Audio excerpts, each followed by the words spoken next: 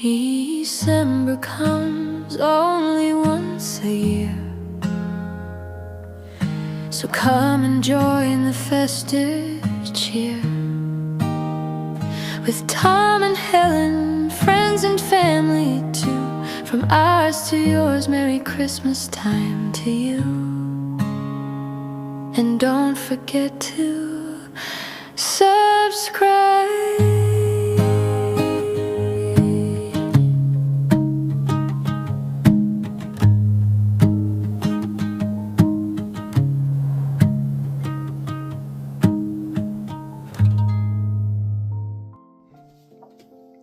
Ladies and gentlemen, it's the 15th of December. It is the last Monday that I'll be 24. Let's rock and roll. The 15th. Ooh, we got a butterbeer. I'll be back to make that later. But for now, it is in time to enjoy the very last Monday, being 24. Absolutely wild, but we're here. We're in the busiest week of the year. Walk you through it. Monday, I'm collecting my birthday presents off Helen, taking them back home. I know, not home, but taking them back here tonight. Tuesday, I'm writing everyone at work's Christmas cards. I'm packing for York. Wednesday is my birthday. The 18th, Helen's got a thing on with work and stuff, so I'm going to go with them, but kind of with them. You'll see in the video. And then Friday, the 19th, the 8 weeks of work will be finished, and we will be leaving and getting ready to celebrate the bottom half of December. And then we'll be going into January. Exciting times, I'm not going to lie.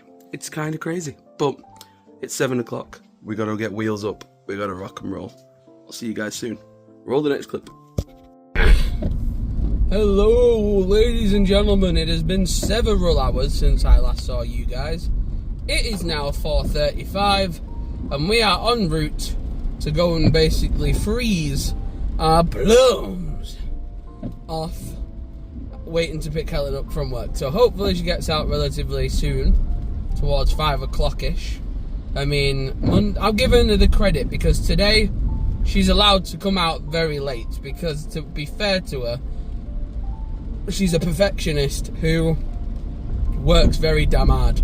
So she only does her best, and she literally doesn't know how to do anything else. So she's always the first one in, always the last one out, trying very hard all the time to do her best. And I get that she's a perfectionist in a lot of her work, so I give her leeway when I can. However, this week she's got people rushing her out on Thursday, and she'll have me going in there SEAL Team 6 style, evacing her on Friday. Literally, like the bloody Swiss Army has kicked open the door and gone in and hostage rescued her. Because on Friday, we have an Avatar viewing at the cinema, and we ain't missing it.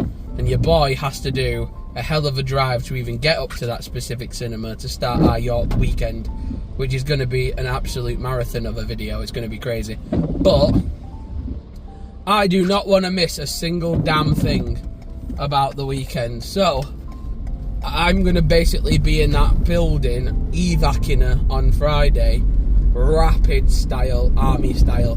That is how I'm going to be getting her out of there, because we do not have the time to lose on Friday night. So if she needs to take a little bit longer on Monday, Tuesday or Wednesday this week, that's fine, because I'd rather her take her time now and take her time slowly now to get it right, rather than her not doing and coming out earlier than she needs to be on the days that it doesn't matter, if that makes any sense. But Monday is ticked off. This is the busiest week of the season, and it is finished. Monday is done, ticked it off the books, and now we are rocking and rolling on our way into Tuesday. But before Tuesday comes a knocking, I've got a lot of stuff to get done this evening.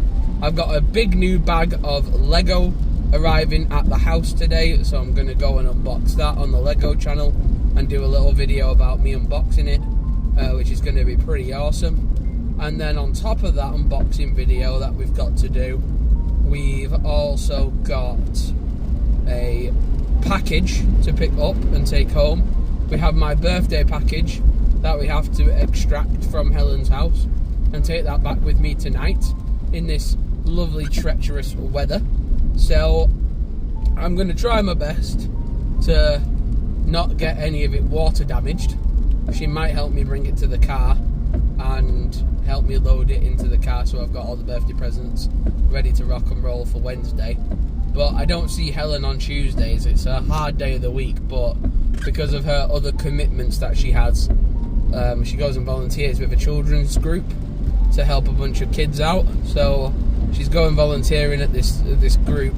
But they do a meeting every Tuesday, so Helen's there this Tuesday. And they're doing like a big Christmas party thing, so I don't want to stop her from doing that. Obviously, she's got to do that, which is nice. And that just means that for us, it's best for me to take my birthday present stuff tonight because I won't see her tomorrow. So tomorrow will work very differently. We will finish work at the office number 1, and we will leave office number 1, and we'll get back to our back office, our main office, at my mum and dad's, and we'll start cracking out some work straight away from that point onwards. We will not be waiting around and losing time. Basically, we're going to be working hard to get work done and get some progress made, because normally around this time of year things ramp up, things get very, very busy and hectic. So my job is to kind of pre-record a lot of content, which we will then ultimately use to kickstart our New Year's content. Because basically, if I can mass produce some content now in these dry periods or busy periods, we can get the content made, edited, thumbnailed and produced, and then we can schedule uploads deep into the new year, which is so helpful for me, because what that then means is we have fresh content coming out into getting us the ball rolling in New Year, so there's not like a big New Year dip, because obviously we're going to be making content every day in December on this channel, but over on the Tom Origins channel and the Origins Bricks Lego channel, we're going to want to be getting content there as well, and we don't want there ever to be like a period of time where there's a big dip and there's not a lot of content being produced. So that's the idea. We are going to try and produce a lot of content now when we can, and then release it for when it's free to do so. So I'm going to basically be getting the content out ahead of time. So a lot of the videos that I'll be filming tomorrow night on Tuesday evening, I'll be scheduling them to upload into the January period, so that both the gaming channel and the Lego channel will have content being released in January. And it's good that there's just a little bit of pre-recorded content. I don't always do it that way, but if I'm going to be away for a while, or if I'm going to be on a big trip or something and the internet's not going to be great, it's just a bit of tactical thinking to make sure that the channels have always got the content on. And then that way, if I do my job right, you guys won't even notice that I've been busy, because the content will roll out automatically because I'll have prepped it, which is basically what I'm doing.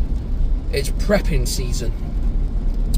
That was the last Monday that I've had, or ever will have, being 24.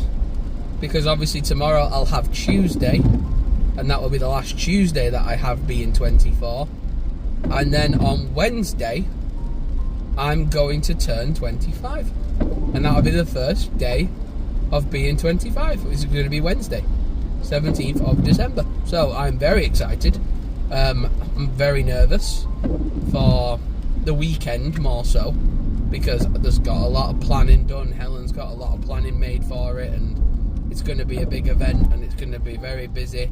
And I just want Helen to get her, her vision to come to life the best she can. If she gets to see her plans come to fruition, I want her to have the best experience with it. So hopefully, fingers crossed, everything will go to plan for Helen. At the moment, I'm just a blind passenger in all of this, even though technically I'm the one driving. So I know very basically what the circumstances are going to be. I know we're going to go away for 3 nights. She's just informed me of that yesterday, which I'm very excited about and very grateful about. And then I know that she's going to want me to drive us up to the Mercure Hotel, where we're definitely going to be for night 1 of the trip. And we're going to be watching Avatar in 3D in IMAX, which is going to be just sensational. So I'm very excited. And that's as much as I know. And then after we get back from Avatar, I'm back to being in the blind, to be completely surprised. So that's a great position to be in. I'm very excited. I'm a very lucky boy, and soon to be a very lucky man. As a 25-year-old, I don't think... Whoa, nearly. As a 25-year-old, I don't think I can... Oh, sorry. There you go, pal. I don't think as a 25-year-old I can be referred to as a boy anymore. I think I will have to start referring myself as a man, which is kind of crazy. But, yeah, I am going to be a very, very lucky man. My Mrs. Helen, my partner, my beautiful partner in crime, she has sorted me out, by the sounds of it, a fantastic trip.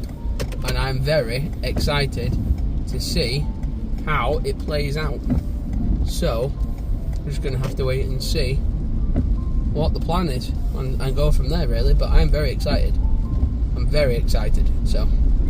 And yeah, like I say, at the moment, all I can do literally is apologise for the Christmas vlogs being the way that they've been this year. It's been a tricky one this year because me and Helen live in different houses. So it's not even like every night me and Helen can get in from work. I can cook us tea and we can sit and watch a Christmas movie and talk about it, or we can sit and wrap gifts together and talk about it. Like, we can't even do those things because we don't live together, which is why buying the house was so important to us. And that's why going into 2025 or 2026 knowing that we have the house sorted is such a big improvement, because we've been a couple for over 8 years. I mean, 2026 is going to be our 9th year together, and to be honest, we've not ever had much of a chance to be a real couple, like in regards to actually living together, being in the same house a lot and having that dynamic, apart from being at university, which is obviously when it was the best it was. Like, COVID happened, we got shut in at uni together, and it was great because it was where I think a big part of our relationship evolved from. We've obviously been high school sweethearts, we have that stigma. I've had a few awful girlfriend experiences, unfortunately, that's just the way life is.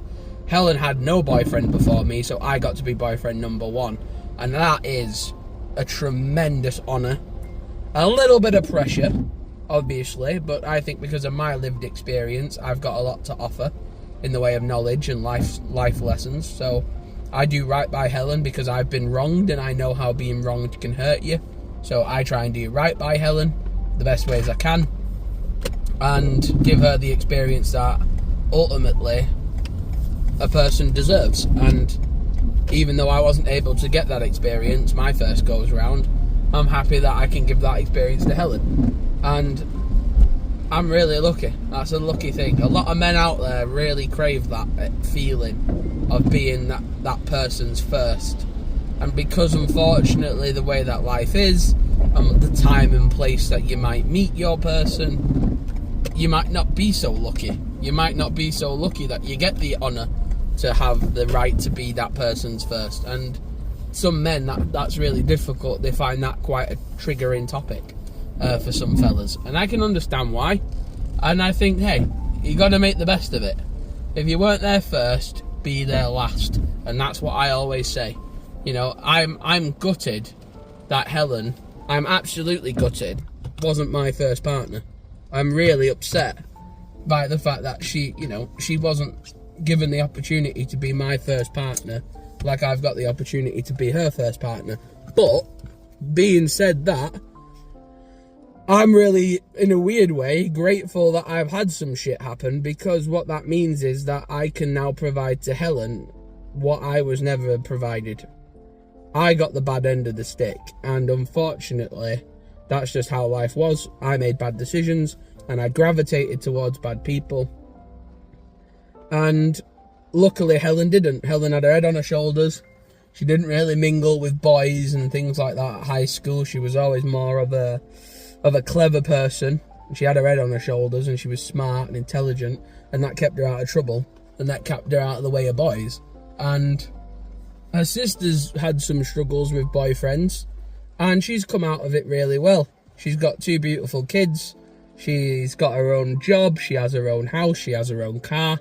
So I think Helen had a role model of life lessons from her sister, her mum and dad, me.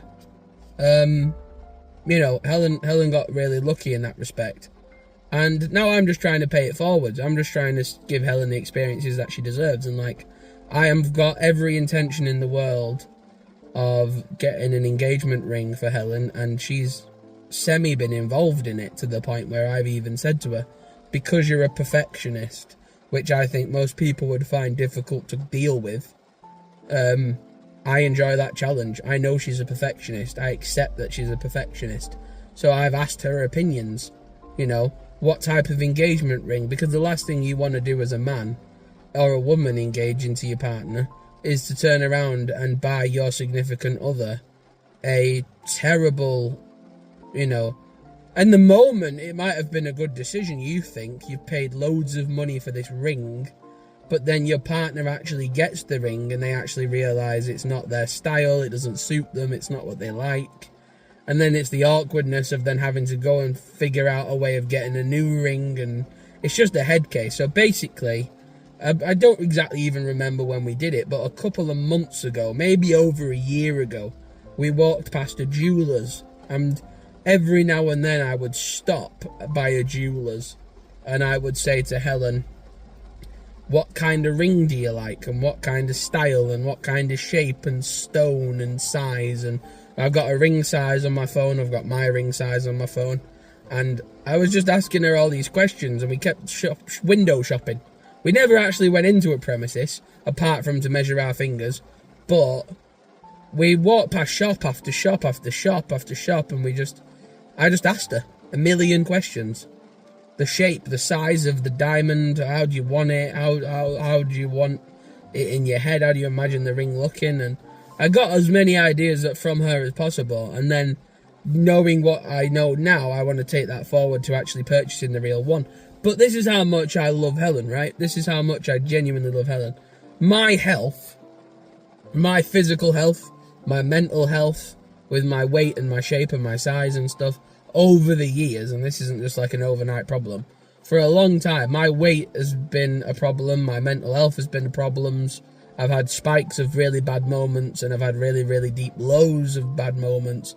And because I was worried that something might, paranoia, whatever you want to call it, I was worried that something might happen to me, or I might end up in a situation, or something could happen to me medically or physically or whatever. And I wanted to have what I call, and I found a culture of this online, an emergency ring, or like a sort of dummy ring, where you buy, you're with a significant other and you know that they're the one. And it's quite morbid, but you buy a dummy ring. So you buy a ring that isn't expensive, it's quite affordable for your budget, and you just buy it and you just tuck it in a box and you just keep it somewhere.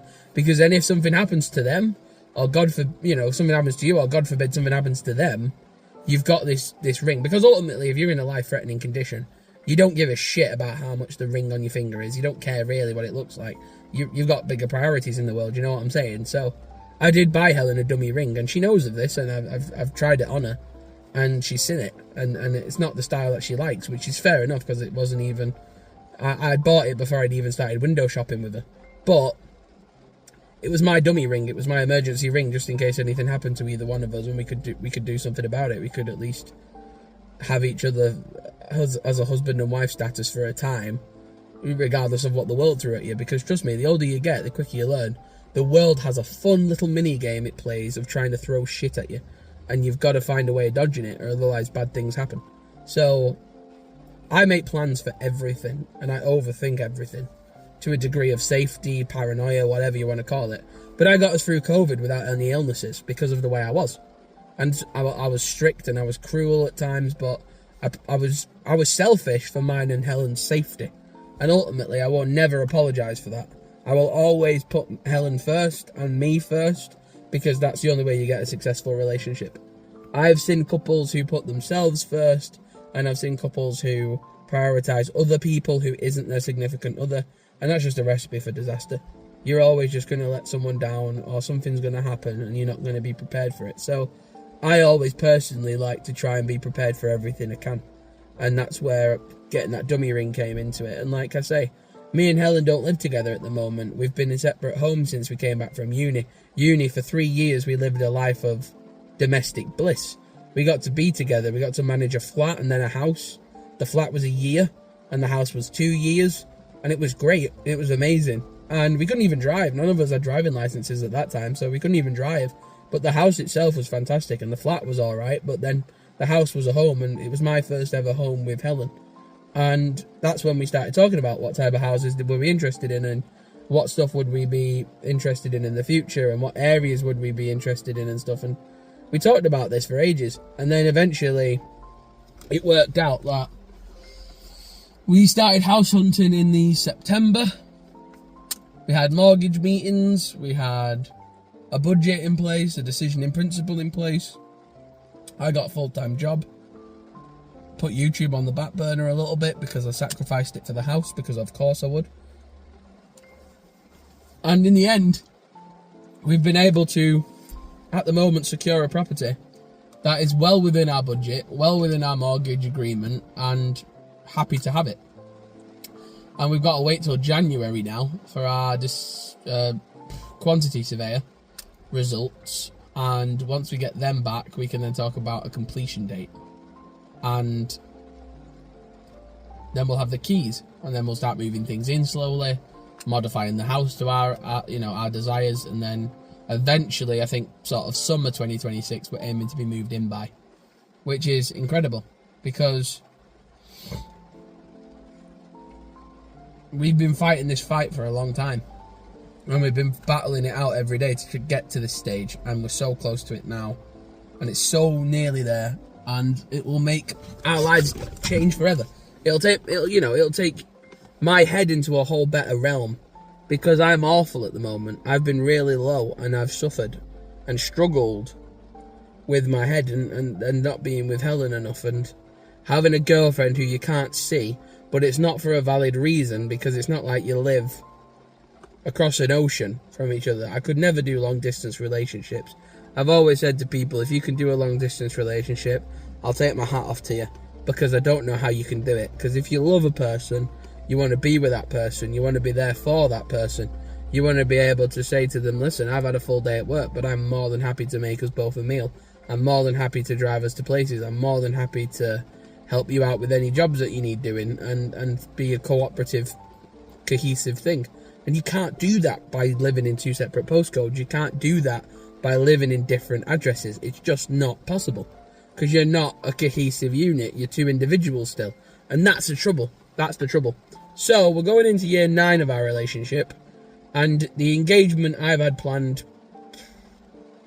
probably after the first year. Realistically, I've had the idea of what I wanted to do after the first year of being with this amazing person, and COVID cemented it even more.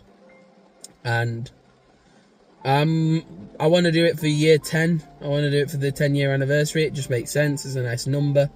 It makes a lot of sense. But in order to get it done for year 10, we've got to do lots of planning for it during year 9, which we're going into. So that is the idea, is to try and get it planned, try and get it assessed, try and get it sorted and booked and organised moving into this new year, because then it'll be ready for the following year. So for 2027, which is pretty cool. Yeah, but ultimately this vlog has turned more personal because I was driving here and I was chatting to you guys, and I'm now here and I'm waiting for Helen in the rain, in the cold rain and the car, because it's freezing in here. But I'm very excited to start our busy week, because as this busy week starts going day by day, it's going to get closer to the 2-week break that she gets. And she works fucking hard for the 2-week break, and so does my sister. They're in similar works, and they work fucking hard for their holidays, and my God, they deserve them, and they're not long enough. I don't care what you say, they're not long enough for the shit that they do. So I'm very excited to have 2 weeks off, to just idolise her, get her to enjoy things, get her to relax a little bit. She's got such an intense workload, and she's pressurising herself a lot at work, and to decompress her and to give her some chance to unwind and relax and enjoy things is great. And our friends help us out with that. Neve, Danny, Lillian, Charlotte, we all go out, we have such a great time. They get decompressed and they just relax her out, and I love seeing her like that. Just relaxed, enjoying life, because she works hard and she deserves to enjoy her free time. So I can't wait to do that with her over the festive season. And I hope you guys are doing that with your loved ones over the festive season too. So, much love to your faces. This is probably the longest vlog you've ever had. And it'll probably be the one that people watch the least, but I don't care. This channel's not about the views, it's not about the algorithm, it's not about the subscribers. If you want to subscribe, the button's down below. You're not an idiot, you know what to do. I will see you in the next video. I'll probably see you tomorrow. And I might include some clips even in tomorrow's video about what happens in this evening and stuff like that. Like, we've got the advent calendar to build and things.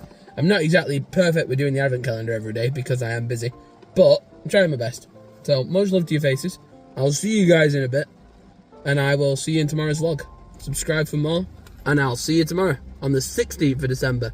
The eve of my birthday. Woohoo! Peace.